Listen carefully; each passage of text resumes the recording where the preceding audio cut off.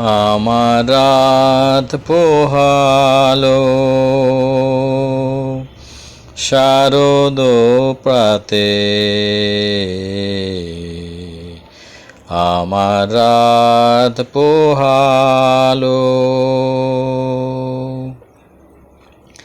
গানটা গাইতে গাইতে অমিতা কখন যে নিজের মধ্যে হারিয়ে গেছে খেয়ালও করেনি। আজকাল অমিতার রাতে ঘুম আসতে চায় না। ঘুম না আসলেই সে জানলার সামনে দাঁড়িয়ে আকাশের তারাগুলোর দিকে তাকিয়ে তাকিয়ে গান গায়। ওই তারাগুলোর দিকে তাকিয়ালেই তার বাবার কথা মনে পড়ে। বাবার উদ্দেশ্যে সে গান গেয়ে চলে।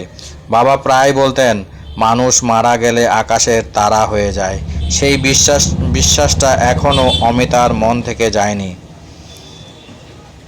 বাইরে মুষলধারে বৃষ্টি পড়ছে। বাইরের ঠান্ডা হাওয়া শরীরটা শীতল করে দিচ্ছে। বৃষ্টির ছাটের ওপর রাস্তার আলো পড়ে মনে হচ্ছে প্রকৃতি যেন সাদা চাদরে চারিদিক ঘিরে রেখেছে। তবুও বৃষ্টির দিকে তাকিয়ে থাকতে থাকতে অমিতার মনটা কেমন বিষণ্ণ হয়ে ওঠে। বারবার অতীত দিনের কথাগুলো মনে পড়ে যাচ্ছে। ছোটবেলায় কত হাসি খুশির মধ্যে তার জীবন কাটিয়েছে। তারা নৈহাটিতে থাকতো। অমিতার বাবা অংশুমান বাবু স্কুল শিক্ষক ছিলেন।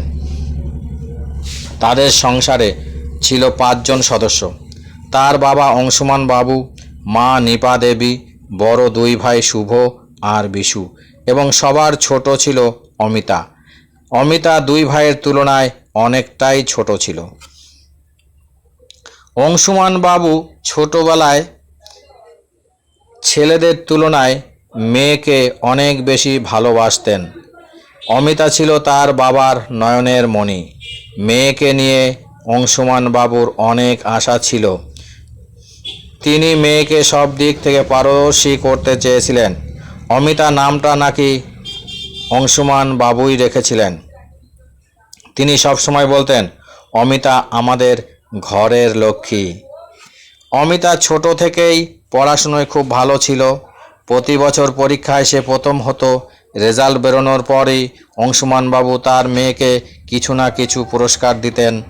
নিপা দেবী মাঝে মাঝে রাগ করে বলতেন, তুমি তোমার মেয়েকে নিয়ে এত আদিক্ষেতা করো, দেখে মনে হয় আমার ছেলেরা বানের জলে ভেসে এসেছে। অংশুমানবাবু স্মিত হেসে বলতেন, তা কেন হবে? ওরা যদি পরীক্ষায় ভালো ফল করত তাহলে ওদের নিশ্চয়ই দিতাম। সেই গুড়ে তো বালি। এই নিয়ে আর কথা বলে লাভ নেই। তাছাড়া মেয়েকে তো একদিন না একদিন পরের ঘরে পাঠাতেই হবে। এখন ওকে বাবা মায়ের আদর থেকে বঞ্চিত করো না। নিপা দেবী আর কোনো প্রতিবাদ করতেন না। এই বিষয়ে তিনি স্বামীর সঙ্গে একমত ছিলেন। সত্যিই তো, মেয়ে হয়েছে যখন, তখন পরের ঘরে তো যেতেই হবে। অমিতা তখন প্রাইমারি স্কুলে পড়তো। সেই সময় প্রতিটা প্রাইমারি স্কুলে প্রথম 3 জন বৃত্তি পরীক্ষায় সুযোগ পেত। অমিতা স্কুলে প্রথম হওয়ার জন্য ক্লাস 4-এ বৃত্তি পরীক্ষা দিয়েছিল। সেখানেও সে প্রথম হয়। সেদিনই অংশুমানবাবু অমিতার জন্য একটা দামি হারমোনিয়াম কিনে এনেছিলেন। নিপা দেবী অসন্তুষ্ট হয়ে বলেছিল, এত দাম দিয়ে হারমোনিয়াম কেনার কি দরকার ছিল? সাধারণ হারমোনিয়াম কিনলেই তো হতো। মাসের শেষে এতগুলো টাকা চলে গেল। অংশুমান বাবু হেসে উত্তর দিয়েছিলেন, রাগ করো না, ওকে পড়াশুনোয় আরও উৎসাহ দেওয়ার জন্য এটা করা আমাদের কর্তব্য। তাছাড়া আমি চাই আমার মেয়ে যেমন রূপে লক্ষ্মী সেরকম গুণে সরস্বতী হোক। তোমার ছেলে দুটোকে দিয়ে তো আমার সে আশা পূর্ণ হলো না। অংশুমানবাবু নিজেও ভালো গান গাইতেন। তিনি নিজেই প্রথম মেয়েকে তালিম দিয়েছিলেন। প্রতিদিন ভোরবেলায় উঠে মেয়ের সামনে বসে মেয়েকে রেওয়াজ করাতেন। বছর খানেকের মধ্যে অমিতা গানে পারদর্শী হয়ে ওঠে। তখন গানের বিখ্যাত ওস্তাদ বিসমল খানের কাছে অমিতাকে তার বাবা ভর্তি করে দিয়েছিলেন।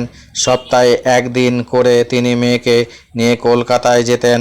অমিতার সুরেলা কণ্ঠের গান শুনতে অংশুমানবাবু খুব ভালোবাসতেন।